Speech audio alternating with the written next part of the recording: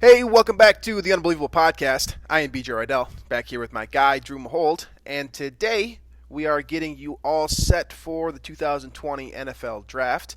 We're going to do something that's not necessarily conducive to audio, but we're going to try to make it work anyways. Drew and I are going to do a live fan speak mock draft, or excuse me, I think we're doing PFF. Yeah. Yeah, we're doing PFF. Okay, so we're doing a live PFF. Good intro. I'm keeping this in too.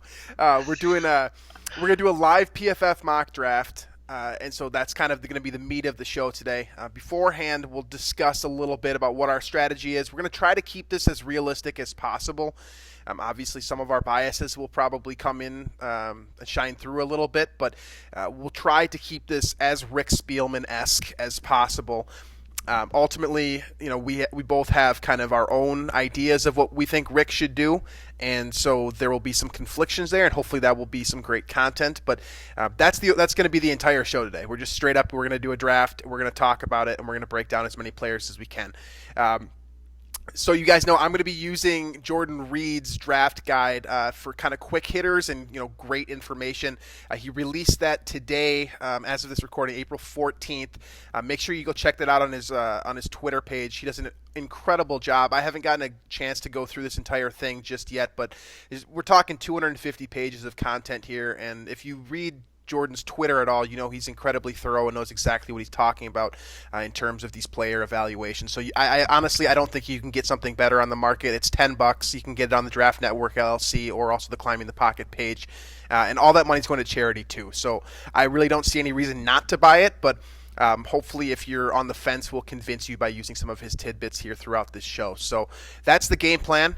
Let's jump to it. Let's start off kind of with our draft strategy here. So Drew and I talked a little bit before the show, just kind of what our general idea is going to be. We've already made the decision that we are not going to do a pre-draft trade. That's partially because we don't believe that the Vikings will do that, and partially also because I personally don't necessarily think that's in the best interest of the team. However, the Vikings are in an interesting spot with picks 22 and 25 and 3 picks in the first 2 rounds currently. So, Drew, what is our general strategy going to be heading into this draft?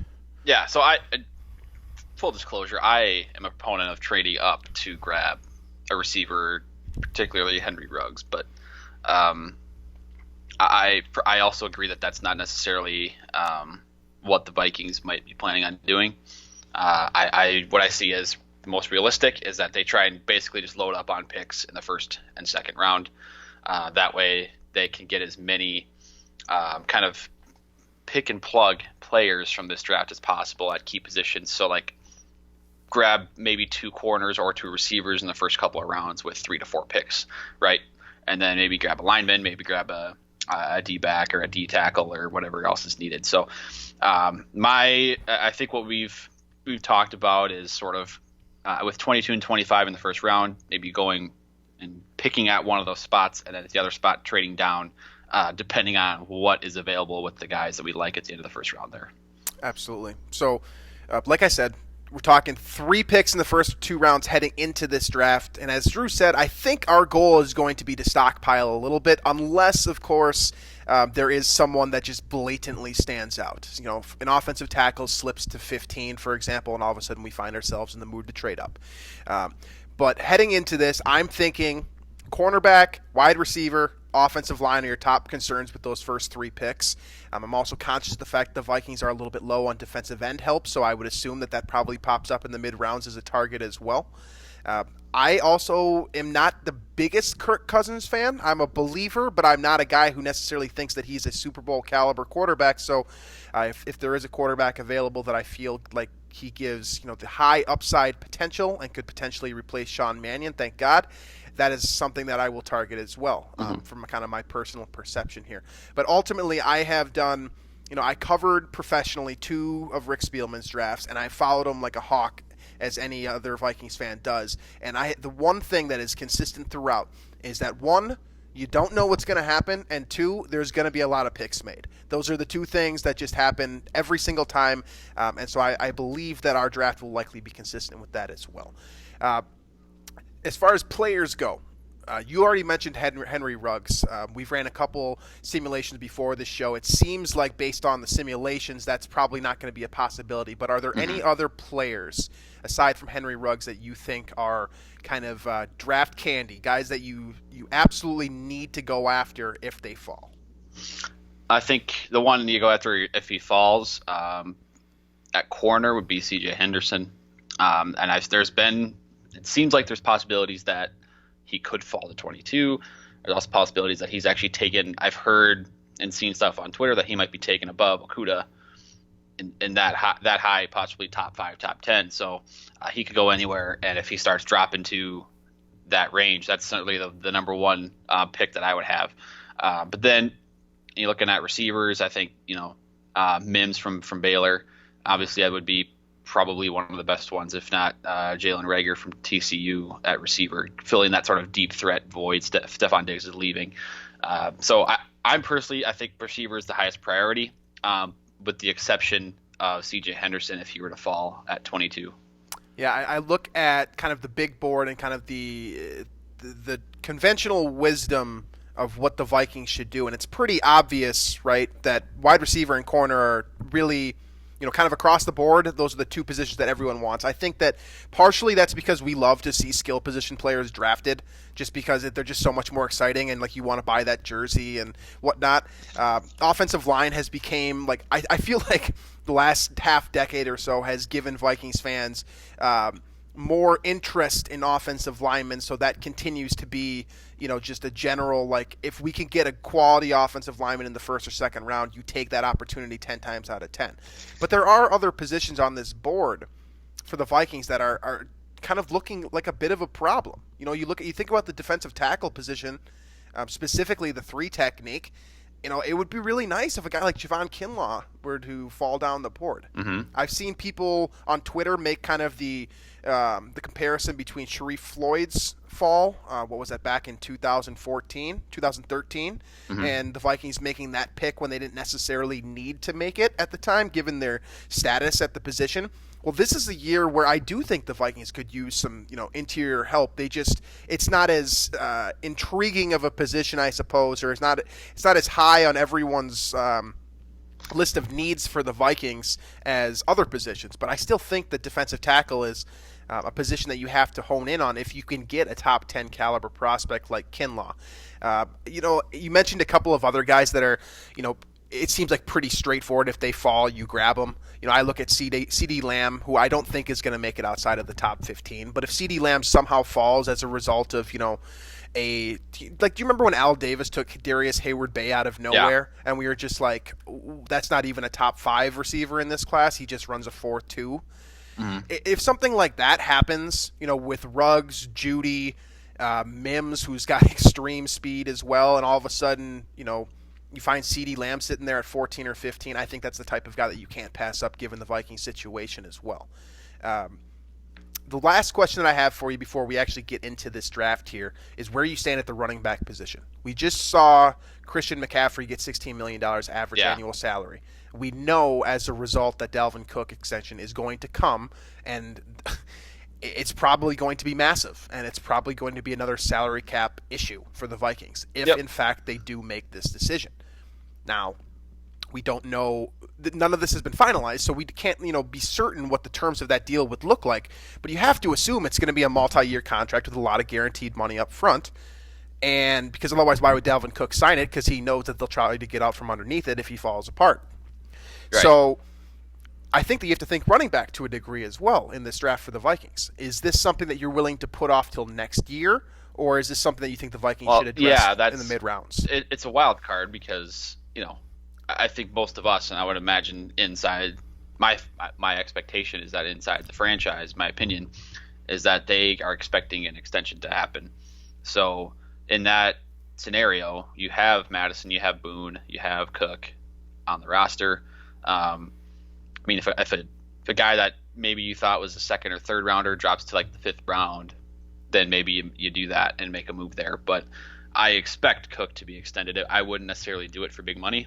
It wouldn't be my thought. I'd maybe tag him and then play it out from there. But or I guess you can't tag him again. He tagged Harris right now. But point being is, I I'm not a big proponent of the running back extensions. I think Carolina could regret it. The Jets have regretted it with Le'Veon Bell. The Cardinals have regretted it with David Johnson. The Rams are big regretting it with Todd Gurley. The Giants will regret it when David Gettleman, eventually gives Saquon Barkley way too much money. The Giants regret drafting him too overall, for one. So it's just it's just a position you don't want to spend dollars on. You'd rather spend draft picks on. So the Vikings do have a couple of those type of players already on the roster behind Cook that I do like. So I'm not big on it, but I think it's probably fifth, fourth round is where you would draft a running back here if the Vikings wanted to go that route. Absolutely. I do think that falls into my. It's not necessarily a need in my mind, but if you are able to find a luxury type player in the middle rounds, like if Clyde Edwards-Helaire from LSU, undersized guy, right? A cute little guy from LSU. Yeah, the cute little guy from LSU. Exactly. If he were to fall as a result of his size, thinking, the same way that Maurice Jones-Drew did, for example, or many other running backs in the past who are under 5'10", who have seen their draft stock fall apart on draft day. That's the type of luxury player I think that you take a gamble on if you're the Vikings in the third round if he does fall that far. I mean, he very well could end up being drafted early in the second round. But if he does fall, I think that's the type of move that you have to make despite having other pressing needs. So I guess we'll see how this board falls. I think that's enough talk for now. Let's jump into it. Should we run to it? All right. So what we're doing, I'm on PFF's mock draft simulator right now. Now, in the few times I have used this, you might have to bear with us for some waiting time for loading and whatnot, just so that I'm going to preface with that before we get going. But I have it set up with the Vikings as our team, obviously. The speed at normal. The board is going to be 25% PFF, 75% public, as far as a combination of the rankings based on different draft boards. I do have teams drafting for need. I'm going to have teams also carrying a little for positional value, and then less random out of the three. PFF has a random scale of random, less random, and not random at all. We'll go right in the middle there with less random. So starting the mock now. And we said no to perform a pre-draft trade. PFF offers you that ability to negotiate, I suppose, with other teams to move up. We're going to just let the draft ride here. So draft is commenced or has begun. Joe Burrow was the first overall pick by Cincinnati. Shocker there. Mm-hmm. Tua went 4 overall to the Giants. So that's interesting. That is interesting. I wonder what Daniel Jones would think of that. I know. Tristan Wirfs went 3 overall to the Lions. That's disappointing for my interests here. Let's see. C.J. Henderson went 14 to Tampa Bay. Henry Ruggs was 13 to the Niners. And the last 2 picks prior to the Vikings, you had 20. At 20th overall was Josh Jones, the tackle to Jacksonville, and then Denzel Mims went the pick before the Vikings here, 21 to the Eagles. Of course he did. Yeah. Okay, so let's think about this here. So you mentioned a lot of the big names that have already come off the board. Give me. Yep. And so here are a few names that are available right now. Perfect. You got Christian Fulton, the corner from LSU, Justin Jefferson, wide receiver from LSU, AJ Epineza, edge from Iowa, Grant Delpit, safety LSU, and I don't know if the Vikings are in the market for a safety. T. Higgins from Clemson is available. You got A.J. Terrell from Clemson. You have Jordan Love from Utah State if you're really looking for a quarterback. Jeff Gladney from TCU. Jalen Rieger from TCU. Cesar Ruiz as well from Michigan. The best interior offensive lineman, I believe, on Jordan Reed's board. So have some options out there at 22. Now there's a lot of options as well. So the trade down scenario where the Vikings, they have another pick and 3 picks anyway, but you could gain some more value towards the back. So what are you thinking? So I'm thinking about a couple of things here. First of all, I just heard at least 3 names just off the top of you saying that I would be interested in. Both of honestly, all 3 of the LSU guys. I would take Jefferson, I would take Fulton, and I would take Delpit here, despite the fact that Anthony Harris has not effectively been traded just yet. Yeah. Now, that to me, when you see 3 players and you know you're picking 3 players later, that tells me that trading down isn't the worst option, especially since we came into this draft with the goal of trying to get 4 picks in the first 2 rounds. Now, speaking of trading down, so there are the PFF offers you or lists the teams that are available to trade up, and so right now the Saints at 24 overall is their next pick. They'd be willing to trade up. The Chiefs at 32 would be willing to trade up, and the Colts at 34 would be willing to trade up. So if you're looking to keep things in, like we said, potentially stockpile picks, kind of at the first couple rounds here, that would be the options. What are the Chiefs offering in return? So the way this works, because I want that extra, I want that 5th year of contract. So if you want to in get the first round true, here. good point. So you want to get that. That's Rick Spielman has done that before. Exactly with Cordell Patterson. So we want to get 32 from them, and we would also want to get maybe 63 from them to get another second round pick out of that. Yep. And so are we giving up 22, and we maybe would have to throw in maybe pick up 105 overall. Is that going to be enough? Maybe 89? I think 105. Let's try 10. That's a 4th round pick, correct? 1, 2. Yeah, let's see what that works. So right now the offer to Kansas City is 22 overall and 105 for 32 and 63. We'll offer the trade. Trade offer has been denied, so we can try 32 and 63 for 22 and 89.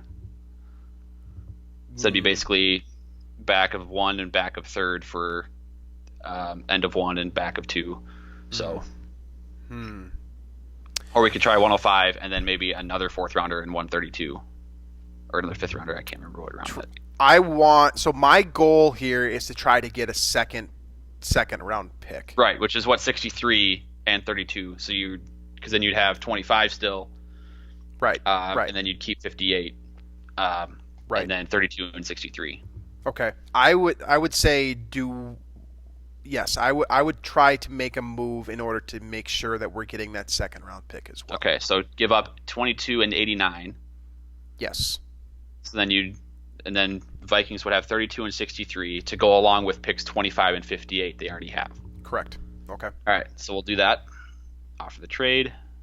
Trade has been accepted. Excellent. Excellent. So now we're sitting with 25 in a couple picks here. Yes. And then we've got 32. So the Chiefs did pick Fulton with that 22nd pick overall. It's disappointing.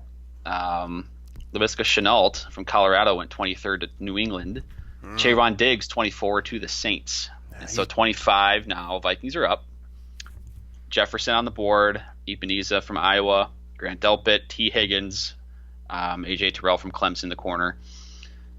Jeff Gladney, the corner from TCU. All these guys are still on the board here at 25. Okay, so again, I'm hearing multiple names that I would be interested in. The 2 that pop out to me are Justin Jefferson, who I don't see falling much further, and Jeff Gladney from TCU, who I also don't expect to fall much further. Both of those guys are late first-round picks.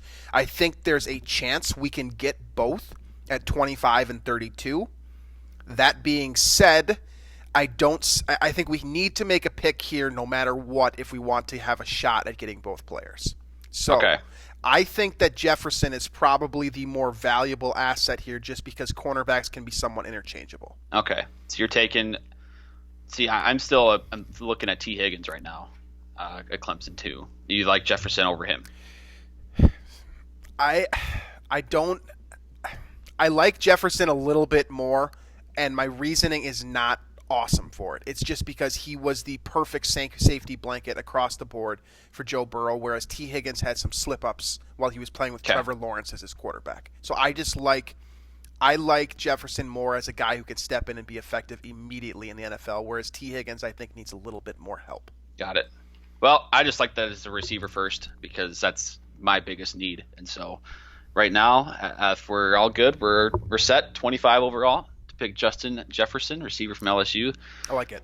I'm cool with that. Pick has been made, and a couple of receivers went immediately after, Rager and T. Higgins, and then AJ Terrell went 27. And so Vikings are up 32 overall now at the end of the first round. Jeff Gladney is still there. Good. Corner from TCU, also Cesar Ruiz, Jalen Johnson from Utah. You have Jordan Love, Utah State, still there. Grant Delpit, safety from LSU, still there. Ezra Cleveland, a tackle from Boise State. I think a lot of Vikings fans seem to like him. also still there, but uh, I like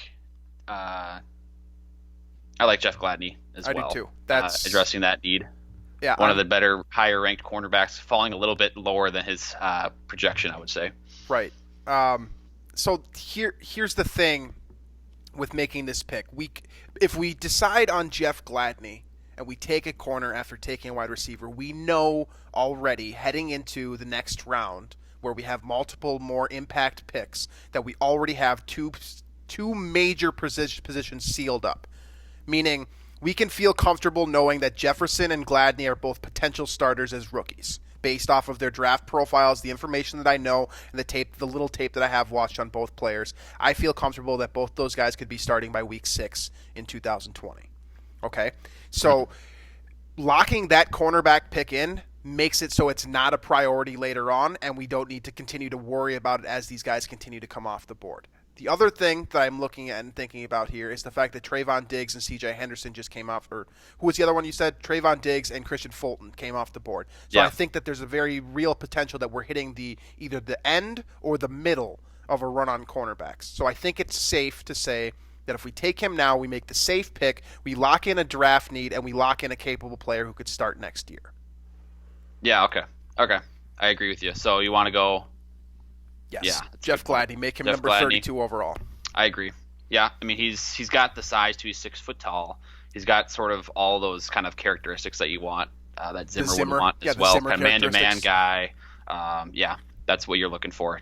Kind of, he's not the bulkiest guy, but he's definitely big enough to be that corner in the Mike Zimmer defense. So let's go, Jeff Gladney, 32 overall to the Minnesota Vikings.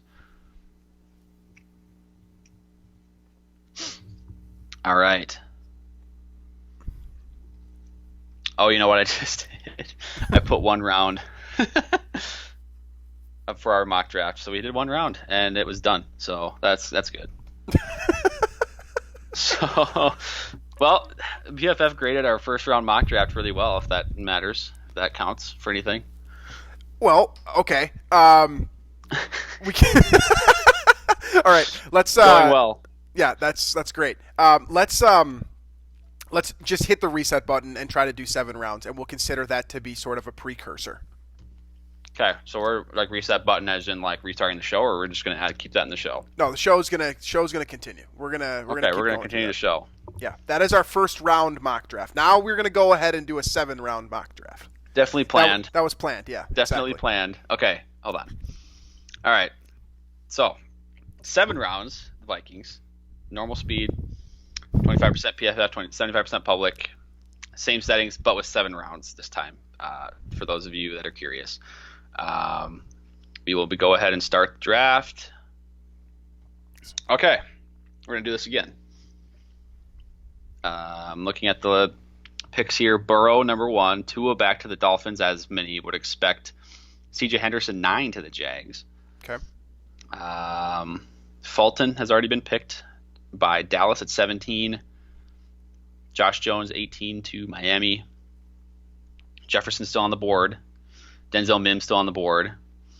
Interesting. AJ Ebenezer from Iowa still on the board. Mm-hmm. Jeff Gladney still on the board. Okay.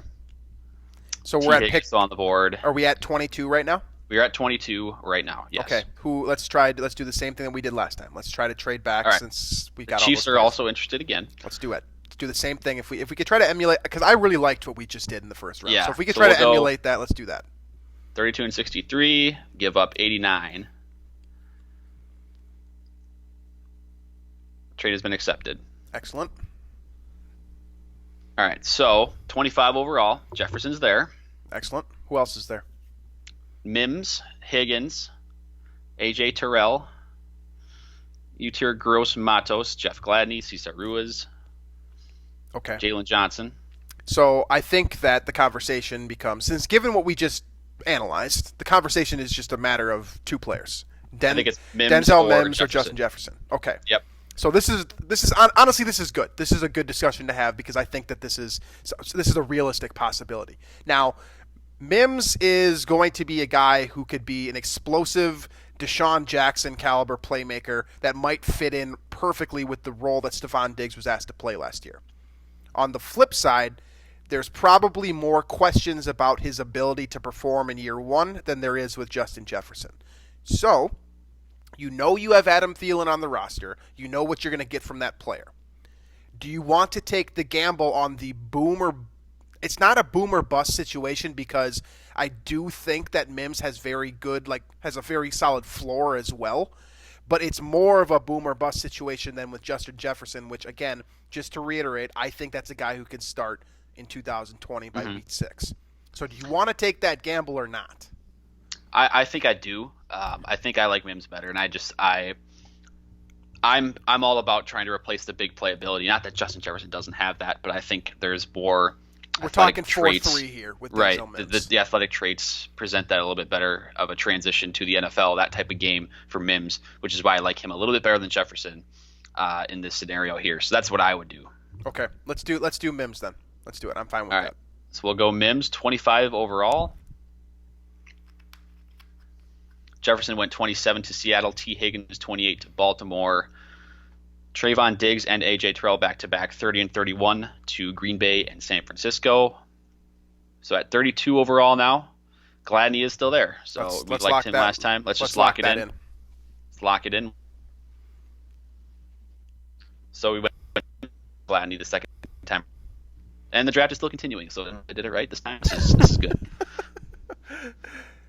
I feel like we actually did ourselves a service there, because either way we came out with the two. We set kind of an idea of what to expect for the Vikings in the first round, which ultimately is what most of you guys care about, right? The players that we were able to retain in that round right there, in Gladney and Mims, are capable starters immediately. All we did there was we simply exchanged kind of the possession receiver, which, for what it's worth, Jefferson has a lot of the same possession traits as Adam Thielen does, whereas Mims is going to give you the more explosive traits that you lost when Stephon Diggs was traded. So I do think that we actually did ourselves we did better in the first round this time. I don't know what PFF has to say about that, but in my opinion, I think we did better in the first round this time around, and we set ourselves up here to make to make the best player available picks moving forward here, knowing that we have two guys who we feel confident can potentially start in year one. Yes. Yeah, I agree. Now we are at 58 overall. Great. So some of the big names that have gone off the board in the second round here: Antoine Winfield Jr. to Cleveland, 41 overall. Let's see, Cesar Ruiz, 36 to the Giants. You have DeAndre Swift, running back to Georgia, went to Tampa Bay, 45th. Ezra Cleveland, that tackle, went to Denver, 46. Michael Pittman Jr., USC receiver, went to LA, 52 overall. So as far as players available right now, J.K. Dobbins at running back. I don't know. I know you were talking running back. That might be a little too early for that. But Bryce Hall, cornerback from Virginia. Jordan Elliott, interior defender from Missouri. Tyler Biadasz. Do we ever figure out that pronunciation? Biadasz. I think you got it right there. Biadasz. Okay. He is available there. Jacob Eason, Washington quarterback, if that's what you're thinking. Isaiah Wilson, the tackle from Georgia, is out there. Cam Akers, the Florida State running back. Jalen Hurts, the quarterback from Oklahoma. So these are some names. Jeremy Chin at safety from Southern Illinois, and Kyle Duggar, also a safety from is that Lenore Reen? Yeah. I don't even know what that's. I don't know. Okay. Anyway, that's the prospects you're looking at. Also, Damon Arnett, corner from Ohio State. Okay.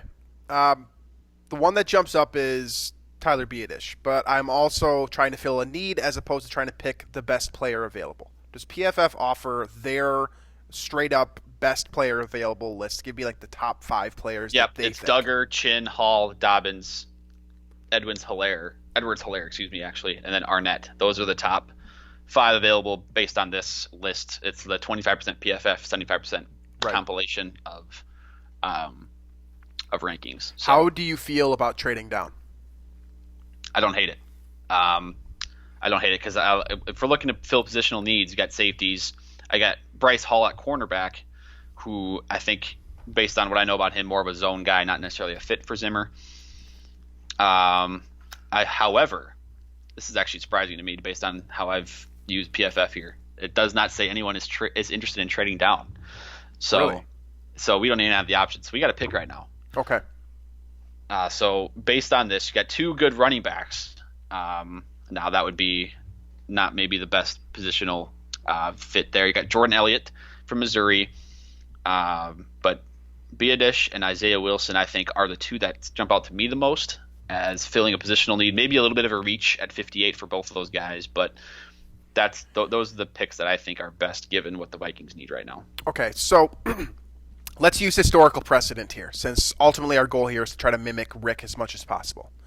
We have seen the Vikings draft offensive tackles in the second round, overvaluing them multiple times, and honestly, it worked out for him the last time.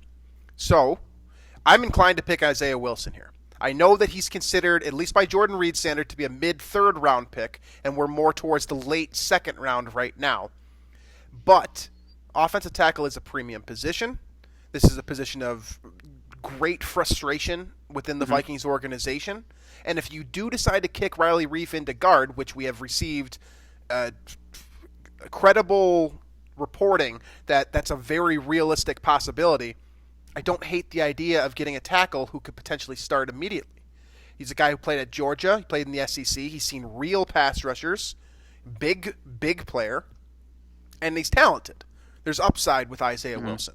So to me, I'm torn between an offensive tackle and an offensive guard, and I think every single person listening here knows which one of those two positions is more valuable. So I'm inclined to pick Wilson here. So I'm going to throw out a scenario. Now, I don't know how much I think you're going to be able to get Wilson, or because you have another pick with the Vikings, right, in 5 picks. I think Damon Arnett, cornerback from Ohio State, adding another corner, and this is something that's very realistic, as we know with Mike Zimmer. Right. Arnett, man coverage guy, good press corner, kind of had that tendency like Rhodes back in the day, where Rhodes was very grabby and had the penalty issues. He is very grabby, which could be a problem, but he has sort of that skill set that the Vikings have drafted before. So that's actually what I would do. I would take a second cornerback in a row here with Arnett. We drafted 5 picks, you said? Yeah, so we're at 58 now, and the Vikings do have 63 after the trade we made with Kansas City. And we have 2 players on our board here that fill positional needs at not necessarily a value, but in the generally the right spot. Yeah. So that's the thing too. So down the list here, Biadish and Wilson are about 9 and 10 on the overall draft board here based on this list. Now you don't want to miss out on Wilson or Biadish, right? If they are both picked here, that would kind of screw over the plan. But however, all of that said, I mean the Vikings need 2 starting cornerbacks. They do. That was my thought too going into this. You need to get 2 corners early in the draft. This is a Big Ten player too, an Ohio State player. You know, I generally like Big Ten cover guys. I think that they use their hands effectively and they're coached well, obviously. Yeah, I'm okay with it. Lock it in. Damon Arnett. Put it down. All right, we'll do it. 58 overall. Vikings pick Damon Arnett, cornerback, Ohio State. Isaiah Wilson is off the board. 61 to Tennessee. Disappointing, but it is what it is. So that leaves the Vikings now. Probably Biadish is in terms of needs. If we're also drafting for needs, I know a lot of people are thinking best player available. If you're doing that, you're picking a running back at this point because Dobbins and Edwards-Helaire, based on this rankings list, are the top 2 players available. You have Ashton Davis from California, Jordan Elliott, the D-line from Missouri. Is Ben Barch still on the board? Your boy. He is a ways down this list. Good. Okay, that's good. I was hoping to get him in like the 3rd round. But keep in mind, the Vikings' next pick, now this is 63, the Vikings' next pick is 105. Because we traded away 89. Right. I'm going to take Biadish here. I think that fills. I think so too. I think that's a starter immediately. You get a Wisconsin offensive lineman who historically have lit it up in the NFL. I think that's the safest pick here, and I think at this point in the draft, it's also a quality value. So going through, if we make this pick here, we now have 2 cornerbacks we feel comfortable with. One of them should at least pan out and give you some, give you a chance to be successful in year one. You've got your starting wide receiver play opposite Adam Thielen, and at this point, I would say that Biadish is probably pro ready and gives you a more functional player at one of the guard positions, depending on what happens with. Josh Klein's not even there, so technically, yeah, this guy could step in and start immediately. So right. I don't hate yeah, it. so Let's do that's it. the idea here is you have, really 4 players in the first 2 rounds that could start in 2020. Not necessarily that that's a good thing just because of how weak these positions are, but you have guys that are probably above what the Vikings have at that spot right now. Denzel Mims at receiver, Gladney, Arnett at corner, and Biadish now at guard. So I've made the pick. Good. For Biadish there, 63. Now, do you have any thoughts on trading up back into the 3rd round, or would you rather sit back and wait and go to 105? For full disclosure, I hit the pick and then 14 over the picks already went before I thought about this. So we're at 77 picks have been made right now. Okay. And what players currently are on the board as it stands? Who are the top listed players on the board? Let me see. Actually, PFF does not list the players on the board left. It does list the players that have been drafted. Okay. I don't know how much that helps right now, but it doesn't. But that's fine. It doesn't. Essentially, to get that list of players up, you'd have to make the actual trade first, which is not terribly convenient right now. But let's let it fly. Let's let it ride. I think that let it ride to 105. I think that Barch or a running back will be available with our next pick. We've got 25 picks to go. Yep. Okay. Tyler Johnson just went to the Raiders, 80th overall. You have Kevin Dotson, the guard, went. We're not doing enough. Overall. We're not doing enough fan service here. We already Ben lost Barch out has been drafted, 95 overall to Denver. Okay. Zach Moss, running back from Utah, was just drafted. Okay. Here we are, 105 overall. Okay. A bunch of guards at the top of the list here. God. Bunch of guards. Also, Amik Robertson, a corner from Louisiana Tech Vikings. We have drafted 2 corners already. Could use a 3rd. It's kind of a joke. The top player is Hunter Bryant, a tight end from Washington. Guards Logan Stenberg, Ben Bredesen, Nick Harris, and then Antonio Gandy Golden at receiver. Jabari Zuniga, an edge from Florida. Give me the defensive ends. Yep, Jabari Zuniga. You have, I guess this is an interior lineman, but Liki Fotu. I like that name a lot. Might just draft him on his name alone. Kenny Willikis, Michigan State. Now I'm kind of scrolling a little bit to get to these guys, but Anthony Jennings from Alabama. How about quarterback? Quarterback. Is Jalen Hurts available? Is Jake Fromm available? No. Neither of those players Next are? quarterback I see on this list is Anthony Gordon. Okay, so we're going to cross quarterback off the list since both of my guys are gone. So I think it's safe to say here that we may have made a mistake in not moving up, and that's okay because I feel comfortable with the picks that we've already made. My take here is to take the best player available, period. So let's go over the top 5 names that are best player available based off their grading system, and try to make a pick, like an educated pick based off that. So Hunter Bryant, tight end from Washington. No.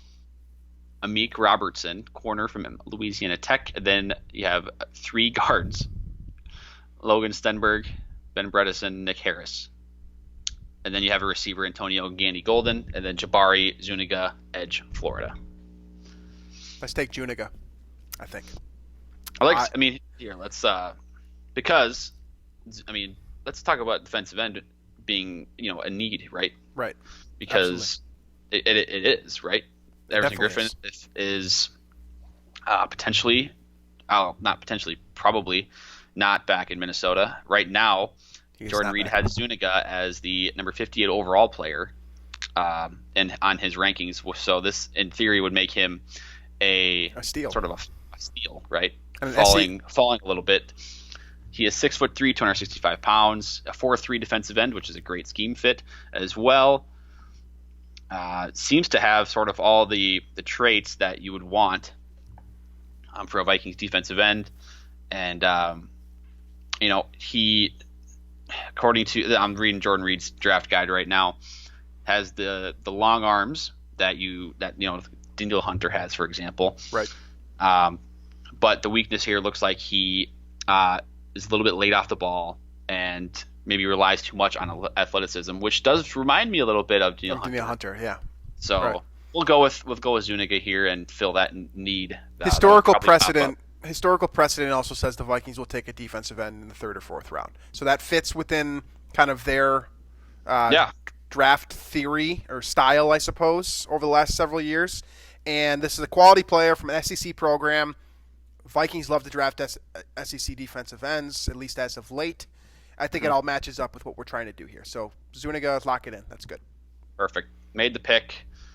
And the Vikings, for what it's worth, it seems like they've had that like rotational defensive pass rusher forever, right? Go back to, Brian Robinson was that guy in the mid 2000s when it was Ray Edwards and Jared Allen, right, as the starters, and then eventually had Everson Griffin become that rotational guy, and then Daniel Hunter became that rotational guy, and then we had Stephen Weatherly and Afadio Denable kind of share that role, and now suddenly both Weatherly and Griffin are gone.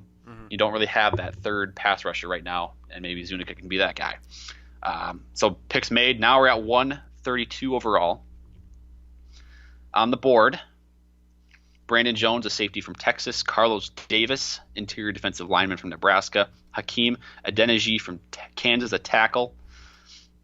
Harrison Bryant, tight end from FAU. Thaddeus Moss, familiar last name, tight end from LSU.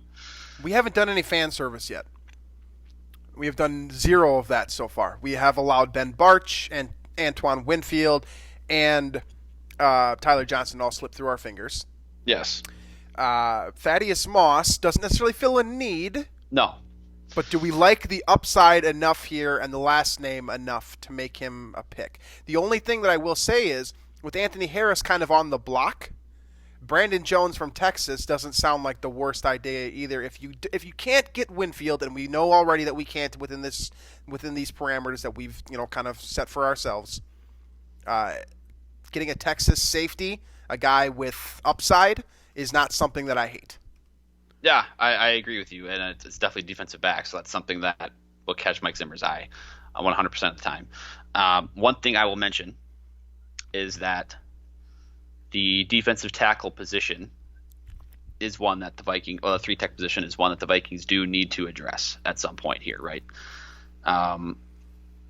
Because there's just too many, Linval Joseph is gone. You have Michael Pierce coming in at nose tackle, but the three-tech position was a weakness last year for Minnesota.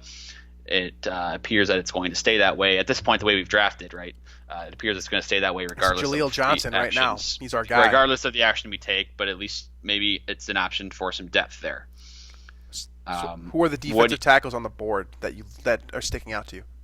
So what we've got, Carlos Davis. You have McTelvin Agim from Arkansas. You have Rashard Lawrence from LSU. Oof. So you got some names there. You definitely have some names. That's true. Yeah. You have Rashard Lawrence is a guy that probably will fit a little bit better in terms of being a 4-3 3-tech. So that was probably the guy I'd pick. He's got the long arms as well, a little bit more of that pass rushing emphasis, not as much of the nose tackle run stuffing player. But again, this is at the part of the draft now where you kind of start worrying more about just getting the best player available rather than going for a scheme fit where a guy that probably would not play a bunch anyway in the first year. The negatives concern me a little bit when you're looking at Lawrence. The one that sticks out for me in Jordan Dreed's draft guide is true effort. This is the term. Yeah, I see that. That to me is a problem. However, the other two negatives, hip stiffness and inconsistent first steps, are things that I trust Andre Patterson to get in line. Now, in the fourth round, are you willing to we are in the fourth round, right? If in the fourth round you're willing to take a gamble on a player who didn't necessarily show max effort in college, because when you're getting paid, all of a sudden the effort might show up. And there are incentives as well, and there are lots of dollars to be had if you can make a name for yourself. Correct. And this is an LSU player. The Vikings have historical precedent to suggest that they like defensive linemen from LSU. I'm inclined to kind of rethink my thinking here and go Lawrence over the safety from Texas. Okay. Yep. I mean, this is very much drafting for need in the fourth round, which is good or bad depending on your viewpoint on that. But Rashard Lawrence, LSU defensive tackle, 132 overall. Vikings are going to lock it in. Next pick is at 155. And how many picks do we have left at this point?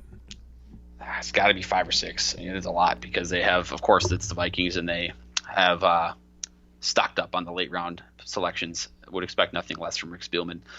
The remaining picks after this, so you got 155 right now, then 201, 205, 219, 249, and 253. So just the seventh round is just loaded with Viking selections. So you got 155 right now on the board. Solomon Kindley, guard from Georgia. Eno Benjamin, running back, Arizona State. I like that. I like him. I'm a fan. Reggie Robinson, corner from Tulsa. I know you were big on drafting a running back potentially later in the draft. You have A.J. Green, corner from Oklahoma State. Or Big 12 defensive backs are always a big no-no based on watching their games and teams putting up 50 points on each other. Let's see. A.J. Dillon, running back from Boston College. Isaiah Hodgins, receiver for Oregon State. Alohi Gilman, safety from Notre Dame. So I know you seem to like Benjamin right away. Does anyone stick out to you? Because I'm not sold. I just think I see a lot of Darren Sproles when I think about Eno Benjamin. I mean, and this is a guy who from Arizona State. There's no reason that I should know anything about him, and yet I do. So that's why his name jumps out to me, because he's an extremely elusive player, and he's going to catch the ball out of the backfield. So if you do lose Dalvin Cook and you need to run a two-back system with Madison and another guy, I think that Benjamin fits the bill as a good third-down running back. Well, and that's, the evolution of the position, catching the ball more, being able to, if needed, go into the slot. Now, do you know anything about his pass protection, or if he would even be in a role where he'd be sitting there pass blocking all the time, or would it be something where he's out there getting the ball, taking a linebacker or a defensive back with him on a route? Now, what I know about his pass protection is based off of this excellent draft guide that I purchased for $10 from Jordan Reed, and it says that it's a negative for him. There you go. So that doesn't really sway me one way or the other, however, just given the fact that when I'm drafting this player, what I'm looking for is more his elusiveness and his versatility. The rest of this stuff are things that we can work on, I think. And I don't see a 5'9" guy being able to block a linebacker, period. That's just as an expectation probably to have anyway, right? Right, exactly. So if not Benjamin, what are my other options here? Best player available. Solomon Kindley, guard, Georgia. There's also Darrington Evans, running back from Appalachian State. Isaiah Hodgins, wide receiver, Oregon State. Alohi Gilman, safety, Notre Dame.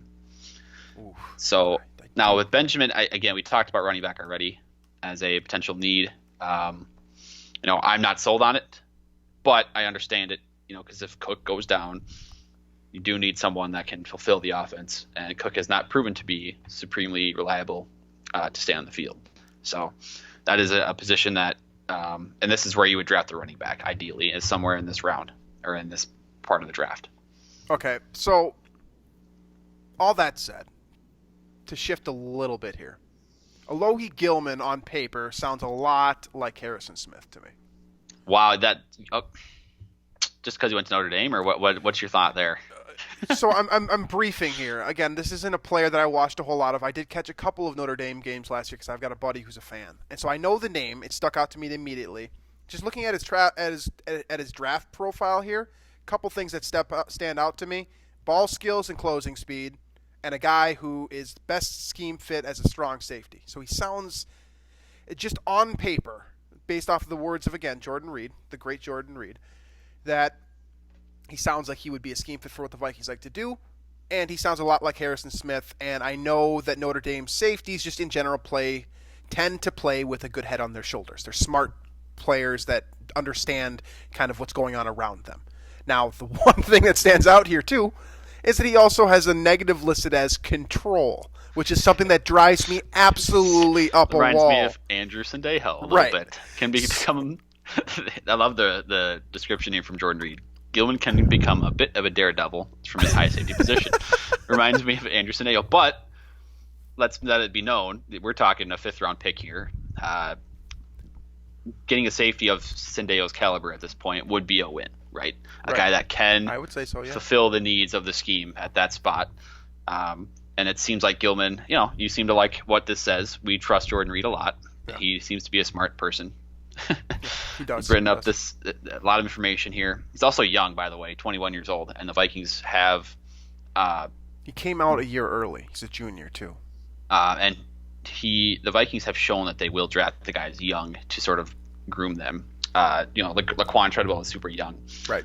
Neil Hunter was super young. Right. So they do this. They have done this before. Let's do it. I don't need a running back. Let's do. Don't the need safety. a running back. All right. I Go think Gilman, safety, 155. It's been locked in.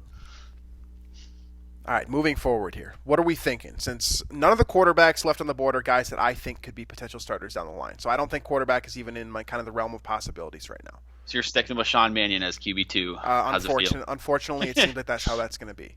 Yeah. The other things that I think that you could try to make a move on, defensive tackle, defensive end, to add depth there, or get another wide receiver. So I think wide receiver probably is we've seen the Vikings like to draft wide receivers in the 5th round. Yep. A la Stephon Diggs. It's the obvious one that stands out there. But they've also done this a ton of times in the past with the 5th, 6th, and 7th round picks. They love to get those wide receivers and use them as lottery tickets to try to get a starter. So I think wide receiver is kind of the position that we target here, unless someone really stands out. The top receiver on the board right now, Kendrick Rogers. We're at 201 overall, by the way. So we got Kendrick Rogers from Texas A&M. Right now is the best receiver on the board according to this ranking. There are a number of running backs, for what it's worth, on this list. You have Lamical P. Ryan from Florida, Anthony McFarland Jr. from Maryland, and Joshua Kelly from UCLA. Also Scotty Phillips from Mississippi, or Ole Miss. So there are some running backs for the taking here. Also, if you did want to draft a quarterback, Nate Stanley from Iowa would be your guy here. Interesting. Let's. I think I don't like the wide receiver. I'm not a fan. I don't have any basis for that other than the fact that I haven't heard of him and I haven't seen any clips of him show up on my Twitter feed. So, we're getting to the point where the draft now where these guys are not Right. going to be super well known. But Right. you have, let's see, you also mentioned another cornerback as a potential added there. We already have 2 in this draft, but the Vikings need cornerbacks more than any other position. Lamar Jackson, the cornerback from Nebraska, not the quarterback for the Ravens. I do like Nebraska players. Is there.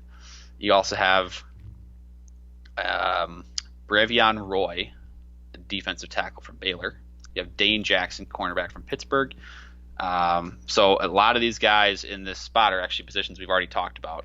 You also have Terrence Steele, a tackle from Texas Tech. John Runyon, tackle from Michigan as well. I'm not in love with anyone at this point. Not in love with anyone. I would consider trading. This would be a pick for me where I would trade to get picks for next year. Is that something that we can do with the simulation? We can do right now. Nobody's interested in trading to our spot. So Okay. Also, I should mention Benito Jones from Ole Miss, defensive lineman, also there. And also Shaquille Quarterman, linebacker from Miami. Another one. So let's go. Let's just go straight to our official big board of this podcast. Who is the top player on Jordan Reed's board that you can see? Let's do it. Let's look at the big board. I have to scroll all the way up because I was looking at Gilman there. Good thing my computer is from 2013 and moves very quickly. Absolutely. See, you're in a tough position here. Obviously, we're still we're on the hunt for something that can produce results. The other thing that I will say is that getting a defensive player here probably bodes well in terms of special teams. Mm-hmm. So I don't hate the idea of getting a linebacker in this position or getting a bigger cornerback or safety. So the linebacker, you have Shaquille Quarterman from Miami. You have Josh Metellus from Michigan. That's safety. Corner, you have Dane Jackson from Pittsburgh and also Lamar Jackson. Let's do Quarterman. Nebraska. Let's do Quarterman. You like Quarterman? I do like Quarterman. He's an undersized player, which just inherently tells me that he has made his living off of kind of his ability to know what's going on. Positives that Jordan lists for him: intangibles and durability, like both those things for special teams purposes. Zone coverage, love that for linebackers always. Negatives: take on tactics, lower body protection, which is an interesting negative. That's really detailed. And mentality: switch up pursuit angles. I don't like guys who have shitty pursuit angles. He's still Here's the thing. Now, the one thing I'm scared of, this player sounds a little bit like Kentrell Brothers. Yeah, okay. I was. Yeah. Now, with Brothers, injuries have played a big part in his career not really taking off the way many had hoped, but has been solid on special teams. And at this point, if you can get a solid contributor on special teams for a couple seasons in the 5th round, that's probably acceptable. Yeah, let's do that. Let's lock him in. All right, we'll do that. Shaq Quarterman, linebacker. He's also got a great name. And the Vikings dropped 4 picks later at 205. And so, again, a lot of these same names we just mentioned. Lamar Jackson, corner from Nebraska. Josh Metellus, safety from Michigan. Kendrick Rogers, you already said that you looked at him, didn't love what you saw. Michael Onwenu from Michigan, a guard. What was the Michigan safety's name again? Josh Metellus, Metel. Okay. I would say we did go with the safety from Notre Dame already. Never mind. I forgot about that. Okay.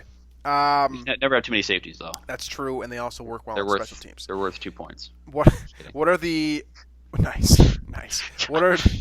Who are the running backs that are available? Because I think this is a perfect Josh spot. Kelly from UCLA, Scotty Phillips from Ole Miss. Those are the 2 big names leading at the. I think they are. Give me Josh Kelly. 6 and 7 on the best players available. Josh Kelly. It seems like he's going a lot earlier than this. Based on the sort of mocks and projections that I've seen, he's actually the number 7 ranked running back on Jordan Reed's big board here. Projected a late 3rd round pick. We are much later than that for Josh Kelly. So let's go Josh Kelly. Couple of reasons. Just quick review of his draft profile. I don't know a whole lot about him, but I do know that the Vikings love UCLA players, and I know that they place a precedent on scouting that specific area or region, I suppose, of the United States. So, momentum runner, love that. That's also great verbiage. Understanding the situation. Sounds like it would be easy enough, but for a guy that's going to be involved in chipping and pass protection, I would like to see our quarterback stay upright. And I don't have a huge problem with the negatives that Jordan lists in terms of him being a 5th round pick. So I think that Josh Kelly is our guy here. Yeah, I mean we're well past the this is actually is this 6th round now? 205. That's probably 6th round. Yeah, that is 6th round. So I'm just looking at numbers, not necessarily the round right now. But Josh Kelly, running back UCLA, pick 205. We're locking it in as a depth piece for the Vikings running back room. I like that. That's good. That works for me. Vikings next pick now is 219. Then they have 249 and 253. We got 3 picks remaining. We have no positions left on our draft board in terms of needs. So I think at this point we're taking special teamers, guys who have high ceilings, maybe some character issues mixed in there. Those generally seem to pay off for what the Vikings have done in recent memory.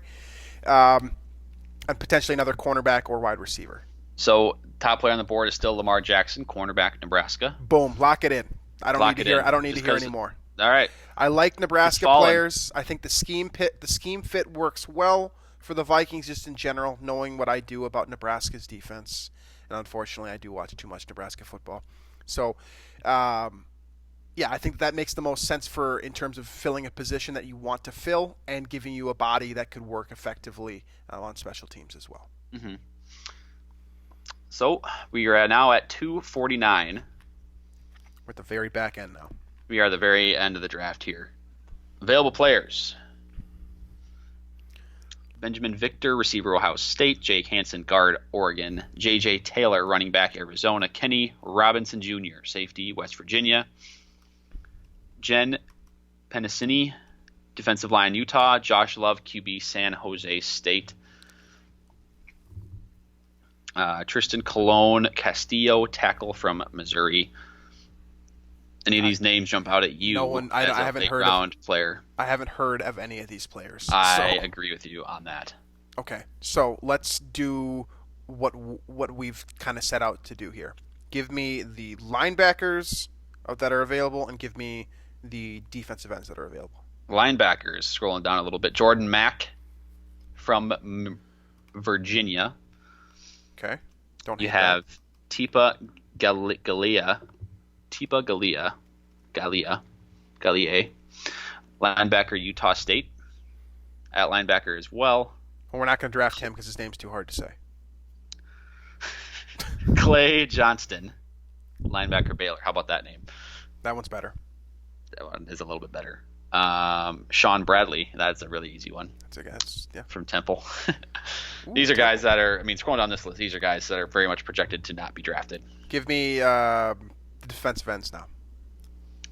Defensive ends, edge players. Michael Dana from Michigan. Okay. Let's see. There's not a lot of edge players left. Good.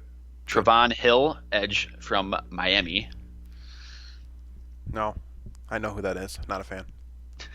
It's a rare thing to get one of these guys that we know. Right. Bigger school though. Okay. Any other positions that you want to draft at this point? Not really. Who are One the thing list? I will say is that at quarterback, you have Kelly Bryant from Missouri, and you have Mason Fine from North Texas. Okay, Kelly Bryant is a guy that I thought got a raw deal at Clemson.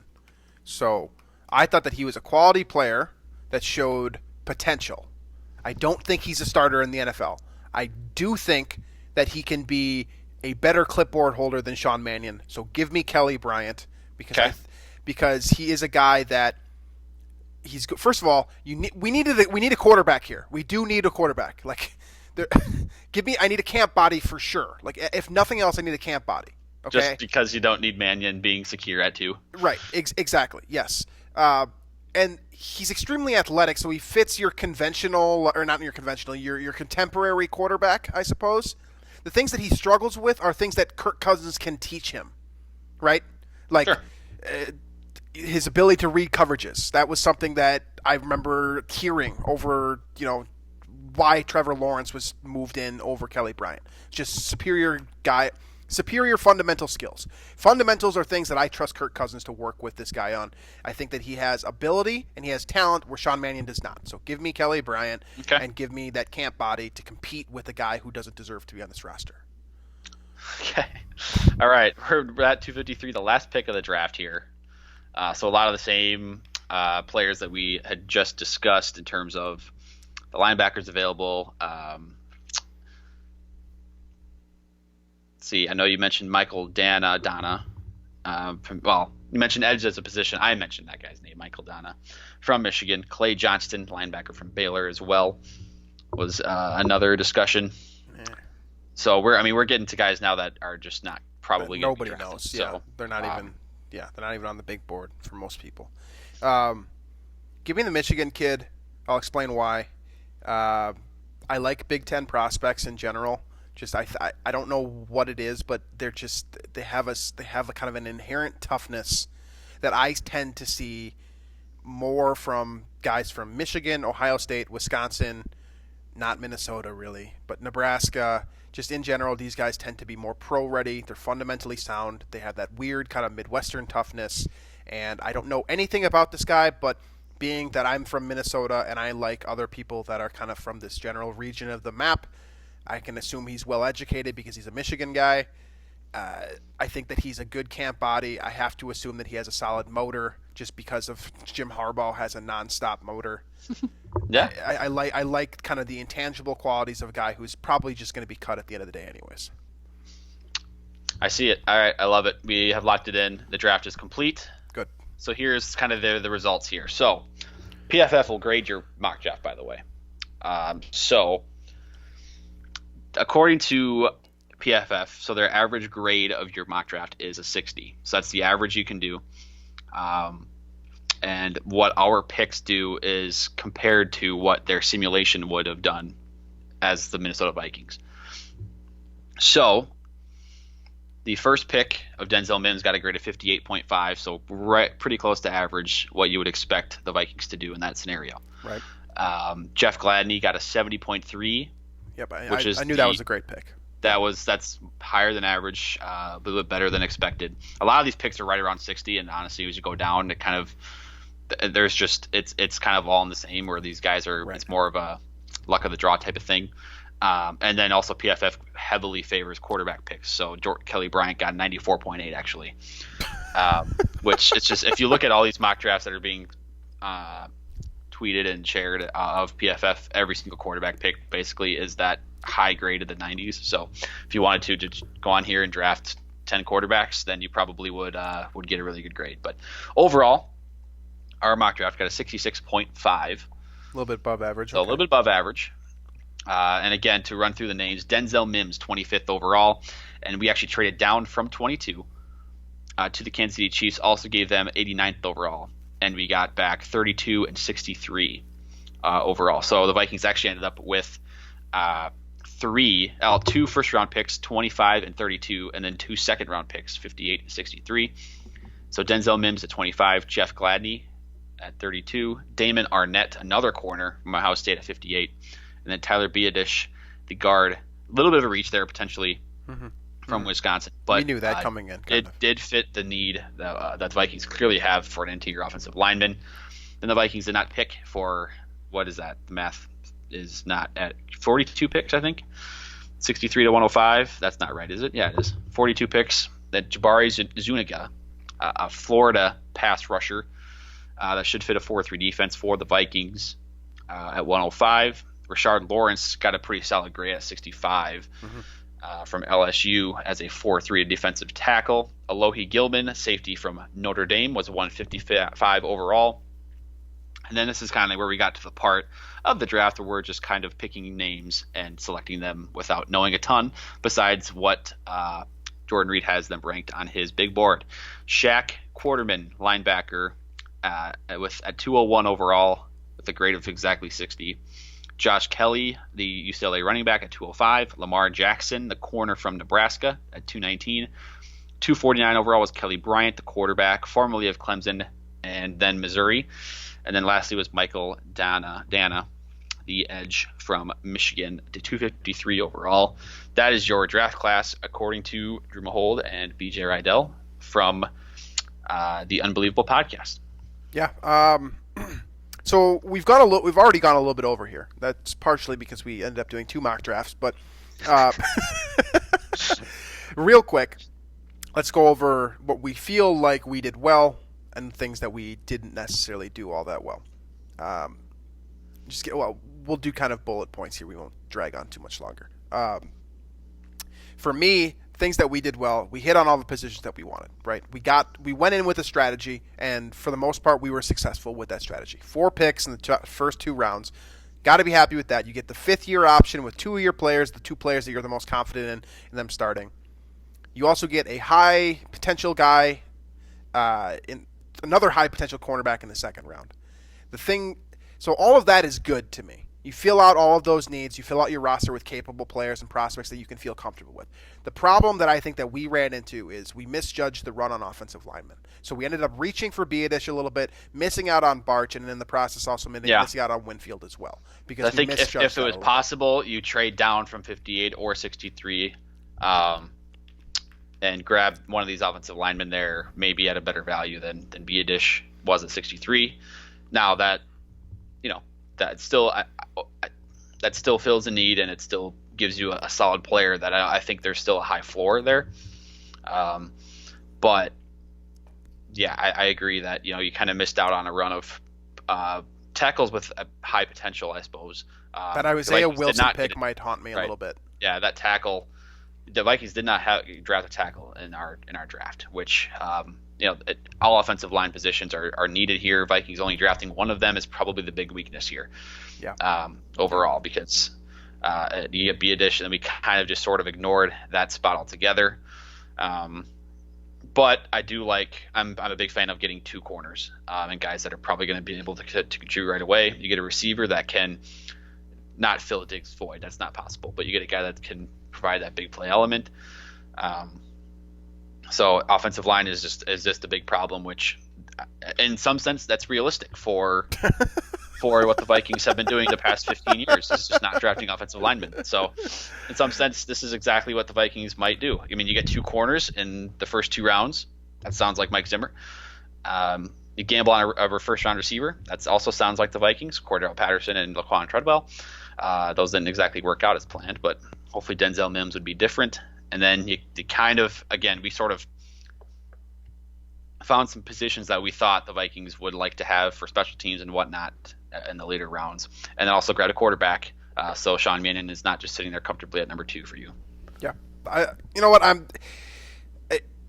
The one regret for me is the Isaiah Wilson move. That one hurts a little bit looking back now, and it would hurt a lot more if, we were dealing with actual humans and dollars here, because I really do think that, like, if I'm sitting there as a fan and you guys are listening to us do this, and we break down why all the possibilities why this guy makes sense, and then we say, okay, we could probably get him 6 picks later, and then he's gone in between. That really sucks. That was a gamble. That's a gamble that did not pay. Yeah, exactly. Yeah, exactly. Well, that's the thing. So that, again, to review, the Vikings had 22 and 89 for picks, and we, in a trade with Kansas City, turned that into 32 and 63. Vikings at 58 overall. We're sitting there. We're looking at Isaiah Wilson. We ended up shifting gears, going to Damon Arnett, the corner from Ohio State, a second straight corner drafted, by the way. And our thought was, okay, well, Wilson will probably be there at 63. And if he's not, we'll get Biadish. And so yes. We ended up. It was a soft gamble, because we did get one of the 2 guys we wanted, which ultimately, when you're trying to trade down in the draft, you do so with the goal of having your eye on multiple players and just thinking, okay, we can get one of them. It's just that we didn't get necessarily the one that we wanted. Yeah, well, and then now this is also the St. John's bias in me talking, but yeah. I think then after getting Biadish, you have enough ammo in the later rounds to move up into that 90, 95-ish range and grab Ben Barch or any tackle really at that spot there, and then you have 2 linemen that you drafted to potentially help out that position group. But overall, I like what the Vikings did in this draft with other positions. Drafting 3 cornerbacks honestly is necessary. We just lost 3 cornerbacks, so you lose 3 guys, fill 3 guys in. Yeah, so. It's actually necessary. It would seem extreme based on, it may be a general NFL fan might find that extreme, but this is necessary. And the Vikings, with Mike Zimmer at head coach, might actually do that. So I like Josh Kelly late. I wasn't on the running back train, and I really still am not, but I think that's a good value based on the projections I've seen for him. I think Gilman really would be a nice pick at 155 as well. So, yeah, overall, I mean, and I think that Wilson blunder is perhaps the biggest red flag here. But overall, some of those big names are guys that I think a lot of Vikings fans like. Absolutely. Absolutely. All right, folks. So that concludes our Pro Football Focus live, well, technically recorded live mock draft. Feel free to share your thoughts as well. We tried to give you as much details about what was going on as possible so that you could kind of, in your mind, try to arrive at a decision as well. So let us know where you think we screwed up. Let us know where you think we did well. You can do that in Daily Norseman comment section below, or let us know on Twitter as well. That's a discussion that I'm definitely amped to have, given the fact that I am still stuck in my apartment and barely can move other than, to do this podcast. So let us know your thoughts. We're happy to hear those. If you're not already checking out the other content that Climbing the Pocket offers, make sure to do so. They've been doing articles on the website as well. I know that we just published something. Tyler Furness, one of the new guys on our team, just published a post about Dalvin Cook and how he's affected by Christian McCaffrey's deal. So that might be something that interests you as well. So check out our draft content. Check out the Daily Norseman as always. Subscribe to this show on iTunes, Stitcher, Google Play, and everywhere else that you would listen to your podcast. And next week, do we have time? The draft will be concluded, right? By the time we record next?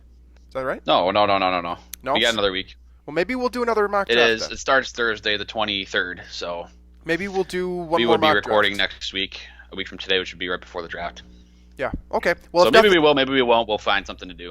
If something pops up, we'll do that. Otherwise, we'll do another mock and get you guys more set for the draft. But we hope you enjoyed. You're not one but two mock drafts here with us, and Kind we of. hope kind of right. And we hope to catch you guys next week.